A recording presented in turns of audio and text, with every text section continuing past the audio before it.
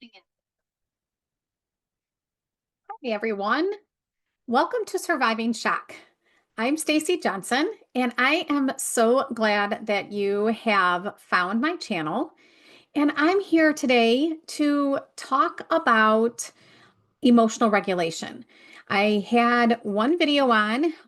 You can refer to that in the comments so that you can watch that one first. But that was about, recognizing that sensation that we are feeling in our bodies when we are having emotions. And sometimes emotions are really hard for people to identify.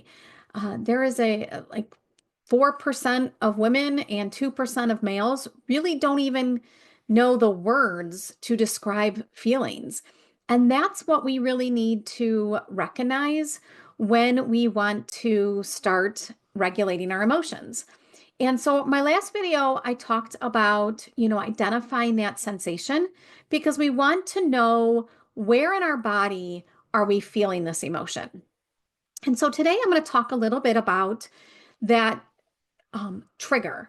So when we have our emotions, a lot of times what happens is that we don't take that moment to really recognize that emotion. The trigger happens. So an event, a conversation, something happens and it triggers our emotions.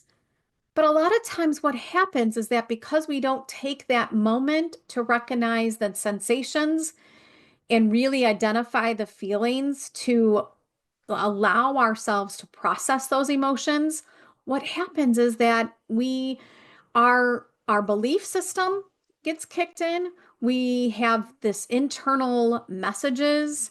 Maybe something that is ingrained could be like, I'm not good enough, or I'll never do anything right.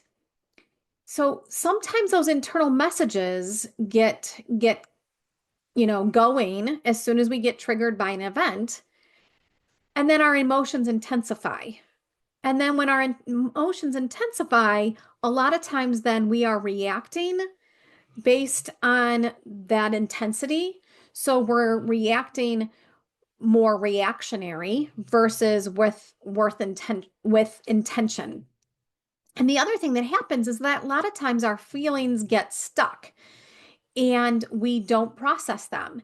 And so when we don't process them, imagine like you have this bucket of that's filled with all your emotions. So you have a bucket that, the water level is almost to the top. And then you pour in a little bit more water. What starts to happen? They overflow. And that's exactly what happens to our emotions too, is that if we don't process them, they get stuck.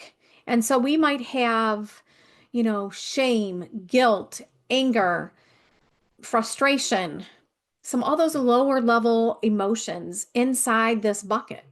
And then we get triggered by, a conversation that we have with a loved one. And then we pour on some more of those uncomfortable feelings, and then they just explode. So the idea here is that we really do need to get in touch with one, the sensations of the feelings. So then when we feel a feeling, we take a moment. So I use a technique with a lot of my clients. It's called the RAIN technique. It's a part of mindfulness. So one, we want to R, let ourselves feel at ease in the present moment. So we slowly take in our surroundings, recognize our thoughts, our feelings, the physical sensations, and we name that feeling out loud or silently to yourself. You name that feeling. You start to identify the names of feelings. And then A, we observe our experience as if we're watching a movie. We let our thoughts, feelings, and sensations come and go as they are. Let go of any of the judgment. It's okay to feel however you're feeling. You may tell yourself, this is how it is right now. This is the feeling I'm having right now. And then I is for investigate. We, what words are going through your mind? What emotions are you feeling? And where are they coming from? How are these feelings experienced in your body? Sense the most vulnerable part of yourself and reflect on what it needs, such as acceptance, forgiveness, love, or belonging. And then N is for nurture. Be kind toward yourself. Say things like, you are okay. I love you. Or tell yourself what else you need at that moment. Think of a friend or a family member and imagine them coming to you with what you are experiencing. What would you tell them?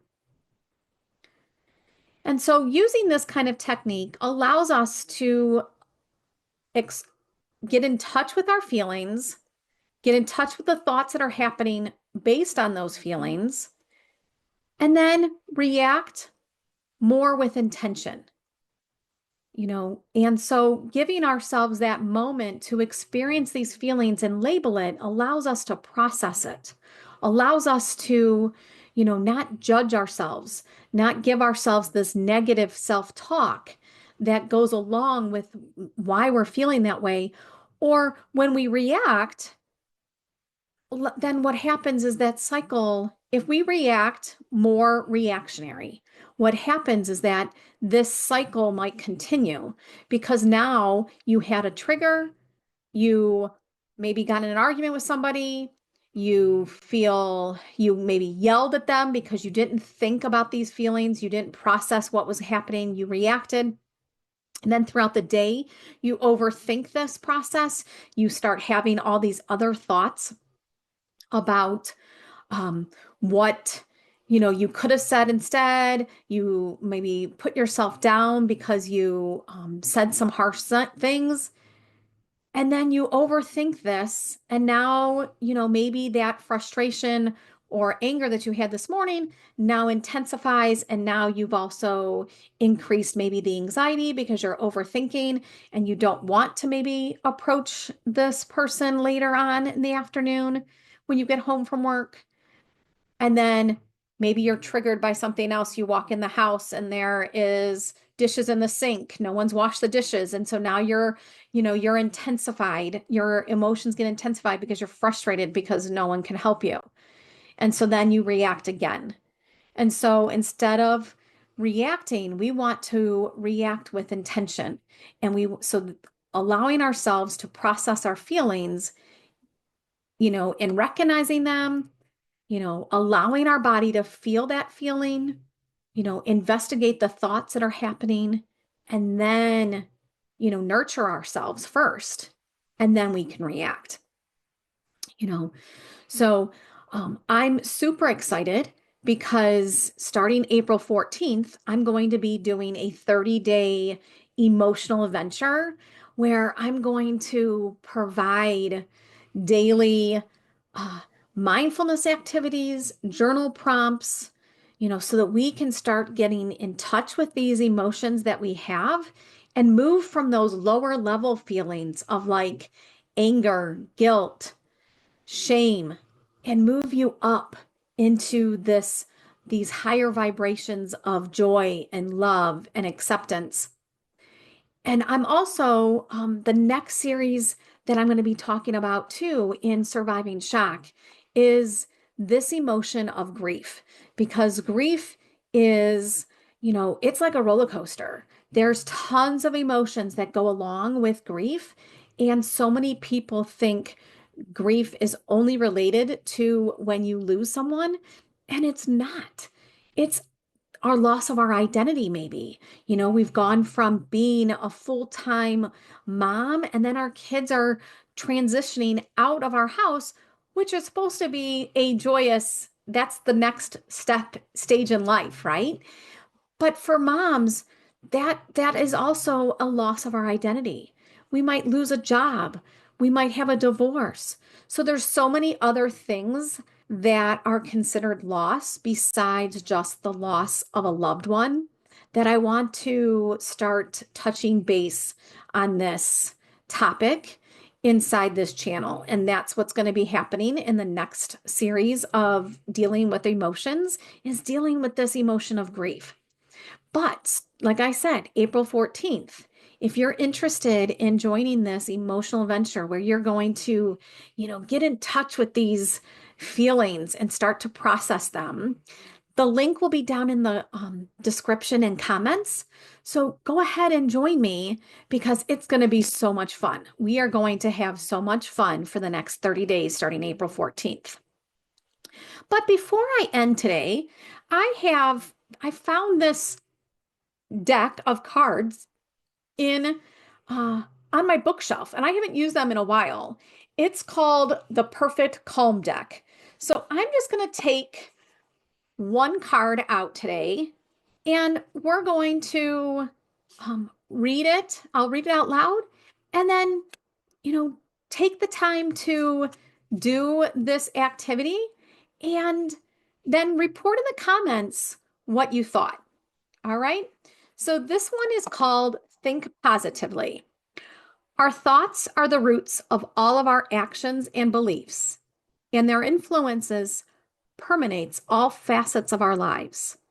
Consequently, we benefit greatly from positive thinking, which in, in increases our confidence and self-worth.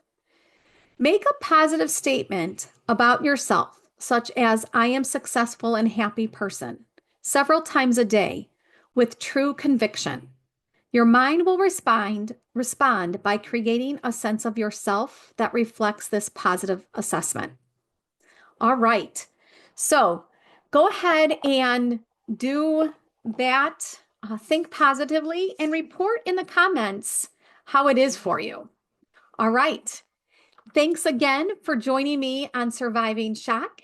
Make sure you subscribe, like, and share so that we can continue to, I can continue to make sure that you guys are getting the right or all the information or all the good trainings that you want from this. And join me next time because I'm going to start talking about this grief process or this grief topic. All right. Talk to you later.